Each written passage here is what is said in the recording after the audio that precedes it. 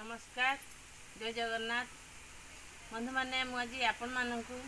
आ गोटे गचर औषधीय गुण विषय कहूँ आपण मैंने प्रथम भिडियो देखिए भल लगे लाइक शेयर सब्सक्राइब करेंगे बंधु मैंने मोर भिडियो गुड़िक आयुर्वेदिक औषध उपरे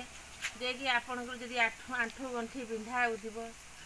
कौणी गंठी सब बिंधा हो आपण मैंने किपरि भाव में बाड़ी घर जो गछपत्र अच्छी तार पत्र को हो डाल को हो किपरि भाव बाटी हो कि क्षीर को लगाई केमती उपशम पाइपर देखो बंधु मैंने यह एक प्रकार सिजु प्रत्येक बाड़ में ये सिजु प्राय देखा मिले गाँ गाँवली भितर आपण जदि अतिरिक्त आंठू गंठी बिंधा कष्ट पाँच आपण मैंने चली बुली पारना आपण मैंने चलला बेले पूरा पिंडे पिंडे चलते आपको बहुत कष्ट